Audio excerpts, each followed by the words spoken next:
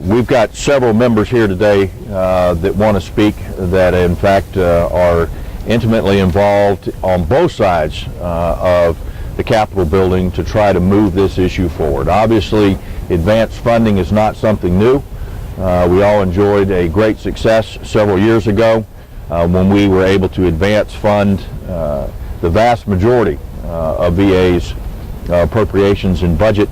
And I think because of that, we were able to give some consistency to the Department of Veterans Affairs during the shutdown. However, because Congress is getting increasingly unable to get its work done on time, which includes the appropriation bills, we need to add some consistency to the rest of the budget. It's going to be an issue that the House is going to work on. Obviously, the chairman has talked about that as well. We don't want veterans to be able to be used as political pawns in the discussion. We need to all agree to take veterans and their earned benefits off the table when it comes to funding of benefits and earned dollars that they expect. I have a list that I can't find, but I'm going to ask Senator Begich to come forward, and then I'm going to ask my good friend Mike Michaud, the ranking member, to step forward as well. Senator Begich, please come on up. Very much. Good to see you. And I've just been given the list. Good for you. Good for you. All right, you're after Michaud. Chairman Miller and my Chairman Sanders, I want to thank you very much for doing this press conference and talking about the importance of advanced funding. In Alaska, we have 77,000 veterans, the highest per capita in the nation, so we have a huge impact on what happens when the VA budget doesn't get funded or gets delayed in some form or another. Senator Bozeman, he's my co-sponsor, and again, grateful. Not only is it both sides of the Capitol, it's both parties are engaged and positive about moving this piece of legislation forward, because this is not about a Democrat or Republican idea. It's about making sure veterans get taken care of, and that's what this is all about today. To the DAV and the rest of VSOs here today, your advocacy, as said by both chairmen, is critical for what we do. It was critical on the first advanced funding on medical services for our veterans. You made the difference. We kind of helped bring it forward, and you all brought the issue to the table to many of our colleagues, but also to the country, which is important for them to hear why we need to do this. So thank you for your continued advocacy and work. I know my Alaska staff was with the DAV yesterday in Alaska, and it was the #1 priority to get this done. And they came in full force, ready to do anything they can from all the way up in Alaska, all the way down to the lower 48. As Chairman Miller said, this bill will authorize appropriations. As an appropriator, I will tell you, sometimes you have this conflict between a committee, an authorizing committee, and an appropriation committee. In this case, you get both, and I'm for it. I want to make sure this gets done. Because sometimes we're unable to move those appropriation bills forward, but this will ensure that the VA benefits that they earn, that they deserve, are guaranteed to be delivered to them no matter what happens within the government operations. Let me also say that this last process we went through, and I think we all recognize how devastating a shutdown can be, but to our veterans, even more so. And I think, Mr. Chairman, you made a good point, and that is to get this out of the political football that goes back and forth. Veterans don't deserve it. They believe, and we believe, I think, jointly, that it's important that we have the veterans receive the benefits. So it's just an honor to be the original sponsor on the Senate side with my friend, Senator Bozeman. We're going to work double time with our chairman, with the House, to get this moving, and no better time than right now as we talk about the budget and the efforts we have to do to move forward in the next several months. So thank you very much, Mr. Chairman, for the opportunity. Thank you. Thank you very much. Senator, thanks for leaving the list. We like to say, and we really mean it, the House Veterans Affairs Committee is probably one of the last true bipartisan committees on the Hill. And it's only so because of the leadership on both sides. And I have had a good partner on our VA committee in the House, the gentleman from Maine, who has been with me and I with him every step of the way on the issues that are out there that mean so much to the veterans. And I'd like to welcome now Mike Michaud, the ranking member of the House Committee.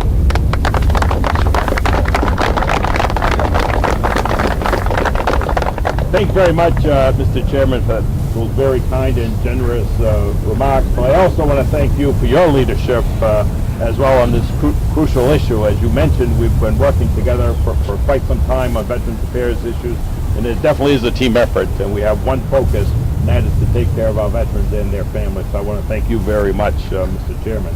Now is the time to extend the advance appropriation to the remaining of the discretionary accounts within the Department of Veterans Affairs. And I join everyone here today in calling on the Speaker to schedule a vote on this very important bill as soon as possible.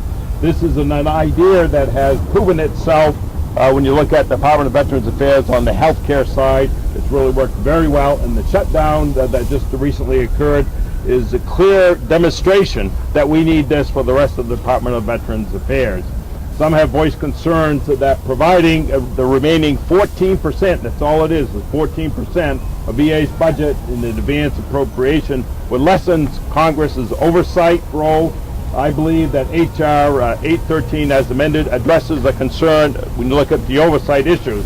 In addition to the advanced appropriation, it includes provision that would enable greater insight and oversight by Congress.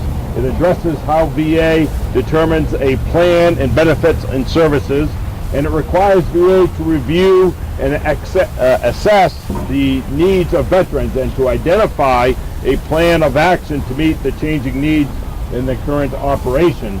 I believe that codifying a planning, programming, and budgeting and execution process within the VA puts the rest, the critics that say advanced appropriation will not allow us the proper oversight that we need to do. In the midst of the crisis, like the recent government shutdown, the value of advanced appropriation is very clear. Annual budgeting by crisis is not enough.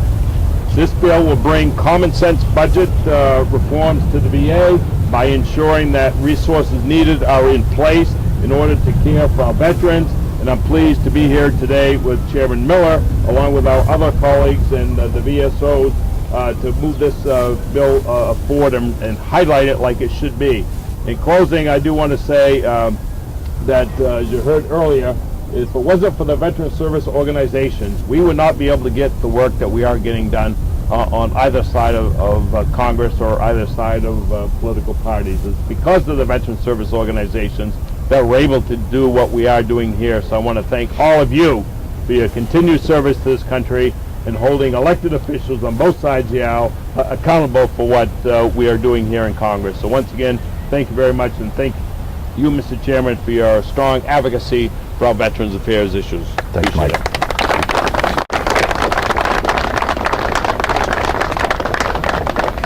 I had to make sure he was here. I knew he was here somewhere. The gentleman from Arkansas, Senator Bozeman.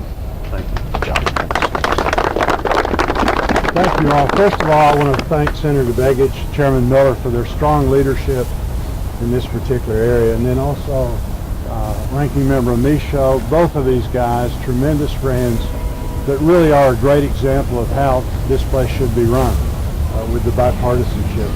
Also, as has been mentioned so many times, I want to thank all of you, the VSOs that are here, for the tremendous job that you do to ensure that we keep our promises to the veterans that have been made. My dad did 20 years in the Air Force. I understand that these are earned benefits and certainly need to be protected. Nobody does a better job than you guys. The reality is that the way the system is designed here, we do have budget fights. We've had those through the years. As a result of budget showdowns, we've actually been able to reduce spending at times, which is a good thing, but it can be very, very messy. The Senate and House Veterans Affairs Committees are tremendous examples of working together in a bipartisan way, and certainly we need to do that across the lines of government. The other thing is that, you know, as we come into these things, veterans shouldn't be a political football that's tossed around up here. I shouldn't have individuals that call my office that are concerned whether or not they're going to get a check, whether or not this or that is going to happen because of the situations that are going on up here. So with this legislation, we'll put all of that to rest, and that really will be a good thing. Not only will we protect veterans in that way, but the the idea of budgeting this way makes all the sense in the world. So there are many, many reasons that we need to get this thing done. We need to do it to protect veterans. We need to make sure that again, that they're not used as political footballs, that they don't have to worry about these things as they have their own benefits. And so I know I'm committed on the Senate side. Senator Vegas is committed. And with your help, and as always with your help, we will get this done just as we were able to with the similar situation a few years ago. Thank you. Thanks, John. As John said, we do rely on the veteran service organizations to help educate members on the Hill. You educate your membership off the Hill as well. We have several that are going to speak to us this morning. And what I'd like to do is just give you the order in which they're going to speak, introduce the individuals, and allow them to come forward to the podium one at a time. From the DAV, Gary Augustine, VFW, Joe Davis, American Legion, Lou Celli, IAVA, Tom Tarantino, and MOA, Vice Admiral Ryan. So I'd like to ask you each individually to come forward. Thanks, Gary. Good morning. I'm Gary Augustine, Executive Director of the DAV National Headquarters here in Washington. On behalf of the veterans and military service organizations assembled here today, I want to thank you, Chairman Miller, for standing with us in this fight and for taking the lead on extending advance appropriations. Together with Ranking Member Mashad, you get the ball rolling by introducing and then marking up legislation to extend advance appropriations for all discretionary programs, and we are very grateful. I want to especially recognize Congressman Mashad for being such an early and active champion of advanced appropriations, going all the way back to 2008 before the first bill was even introduced. We are grateful for both of you for the work you working so well together and on behalf of our nation's heroes. I also want to thank Chairman Sanders, who was here earlier, for adding his support to extending advanced appropriations, and particularly for his commitment to move this legislation to protect veterans funding, including benefit payments on the mandatory side of the budget. And finally, I want to thank Senators Mark Begich and John Boozman for introducing this legislation in the Senate and for working together in a true bipartisan spirit to protect VA's funding during the budget fights. 4 years ago, thanks in no small measure to the tremendous grassroots advocacy on the part of many of the organizations represented here today, Congress passed and the President signed legislation to provide advanced appropriations for VA medical care programs. As a result, VA's hospitals and clinics were able to continue operating during the recent shutdown. As you will hear from my colleagues, other parts of the VA did not fare so well. Today, Americans veterans leaders are launching an all-out campaign to pass new legislation to extend advance appropriations so that all VA programs and services and benefits are protected. Never again should the men and women who served be used as pawns during political fights over the budget. On behalf of the 24 organizations here today and the millions of veterans and service members we represent, we are calling on the leaders in the House and the Senate to work together to put this new advanced appropriations legislation up for a vote this year, so that it can be passed by Congress and signed by the President. In addition, we are calling on President Obama, who is an early supporter of the original advanced appropriations bill in 2008, to publicly announce his support for this legislation and intends to sign it. Today, we are sending and releasing letters signed jointly by our organizations to the President and the leaders of the House and the Senate, calling on them to make this happen this year. Copies are available from our staff here this morning. Over the coming weeks, we'll be mobilizing our grassroots supporters around the country, holding town hall meetings and rallies, calling and emailing senators and members of Congress to get this done. Let me close by saying that it's time to change how Washington pays for veterans programs by putting veterans funding first. American veterans deserve no less. With that, I'd like to introduce Joe Davis from the VFW. Joe?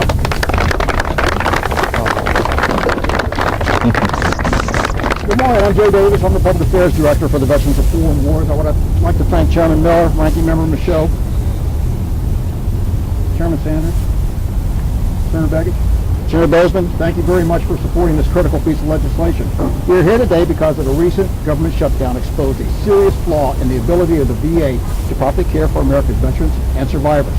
The shutdown slowed or stopped non-medical benefits and services. It closed 56 VA regional offices and prevented eligible veterans and beneficiaries from contacting the VA about existing or new claims. It furloughed more than 7,000 VA employees who had been working hard to reduce the claims backlog. It stopped student veterans from asking GI Bill benefits questions halfway through their fall semester. It stopped vocational rehabilitation counselors from helping wounded, ill, and injured veterans. It closed the Board of Veterans' Appeal, making more than 250,000 appeals claimants wait even longer. It scaled back national cemetery burials and suspended medical and prosthetic research projects. It hurt the VA's ability to procure new IT equipment and software and much-needed construction and infrastructure improvements. And perhaps most important, the government shutdown threatened the November 1 payments of benefits to more than 5 million disabled veterans, widows, and student veterans. The program services and operations just described make up only 14% of the VA's total budget. But the impact of not having that funding and not knowing when it will be received has a potential life-altering impact on those veterans and descendants and dependents who rely on these services, especially those who live paycheck to paycheck. As I said earlier, we are here today because the government shutdown exposed a serious flaw in the ability of the VA to properly care for America's veterans and survivors. That is why the VFW strongly supports the Putting Veterans Funding First Act. We must give the VA the resources they need when they need it now. Now I'd like to introduce the American Legion, Lou Kelly.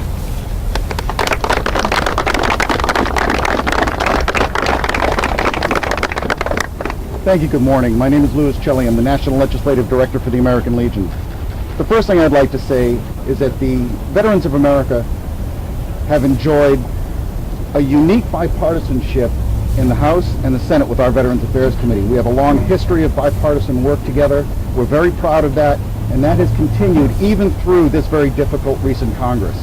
I'd like to thank the members of the House and Senate, the ranking members, and the chairman of the Veteran Affairs Committee for allowing us to have this conference together with them today and to explain to you how important it is that advance appropriation go forward, be enacted to fund the VA.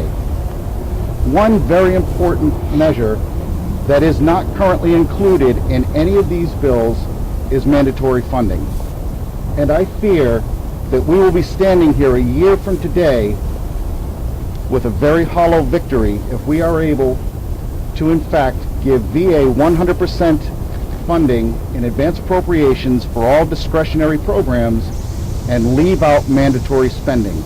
How are we going to be able to stand in front of our veterans and claim victory if a year from today we're standing here telling them that because of squabbles in Congress we're not able to cut their compensation and pension checks?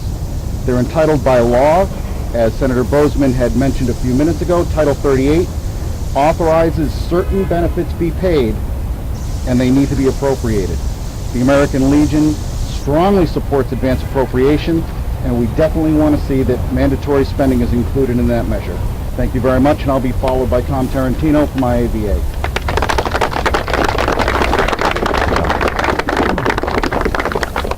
Thank you, Lou, and thank everyone for coming out on this rainy morning. And I want to thank all the leaders from Congress and from the veterans community. My name is Tom Tarantino, and I'm the Chief Policy Officer for IAVA. In 2009, VA healthcare had a problem. 19 of the previous 22 years, Congress had been late with the budget. And this caused extreme stress within the VA healthcare system, because when you don't know when your funding is coming or even how much, you only can do one thing in the healthcare system, and that's ration your healthcare. So imagine needing care from a mental health specialist, or having a TBI and needing care from a brain specialist, but having to wait months because the VA hospital can only afford to keep that specialist on staff 1 day a week. Imagine running a hospital with more need than you can provide because you can only hire 30 days out of the year because you don't know if you're going to get your money on time. And you cannot close the hospital when you're late with funding. So Congress got together with the veterans community and solved this problem by funding VA healthcare in advance. And I'm sorry to say that the budget situation hasn't gotten much better in the last couple of years, but funding VA healthcare in advance has not only saved the VA healthcare system, but it has literally saved veterans' lives. Now, we narrowly avoided a disaster for veterans and military families over this last shutdown. We already saw significant effects from the shutdown for the rest of VA. But thankfully, we didn't see veterans not getting their GI Bill and having to drop out of school. We didn't see veterans not get their disability payment. That's why we have to fully fund VA in advance right now. Our service in combat was unconditional, and our support for veterans, regardless of politics, should be unconditional. We have the right leaders in Congress behind this. We have the entire veterans community behind this. This should be a no-brainer. And if we don't pass it this year, it'll be a failure. And it'll be telling veterans that we just don't have your back. So Congress, please step up, follow the lead of these great members that are here standing behind me, and put this issue to a vote and pass it, send it to the President this year. Thank you very much. I'd like to introduce Vice Admiral Ryan from the Military Officers Association of America.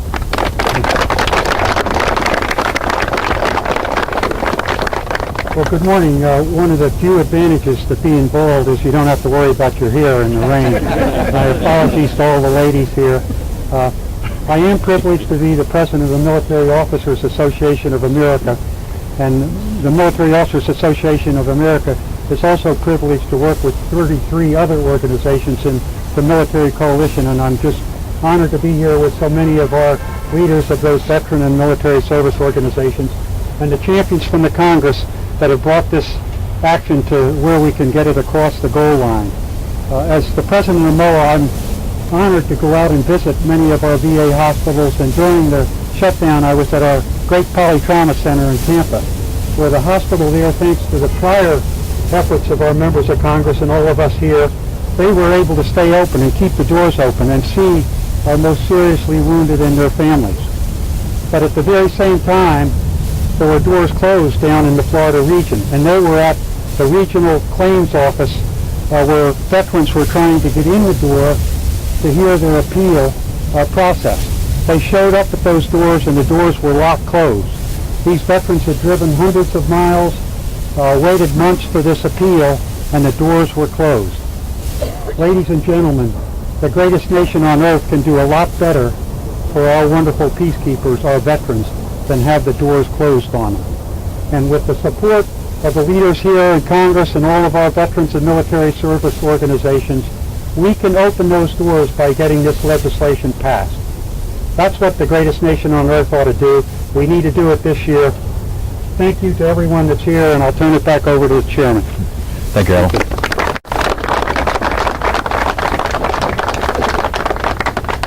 I want to thank everybody for being here. We have almost 100% participation of the VSOs here on the Hill. We thank you very much. Now you have a task, and that's to go out and to educate not only the members, but to get your membership to contact their local member of the House or the Senate. Again, it's been said over and over again, veterans should not be used as political pawns in budget battles. It's not intentional. The shutdowns didn't just start this year. It's happened numerous times over the past decades here in Washington. And I think it's important and it's incumbent on us to work as hard as we can to see a successful conclusion to this being passed, sent to the President, and get his signature on it as quickly as possible. And with that, thank you very much for being here today.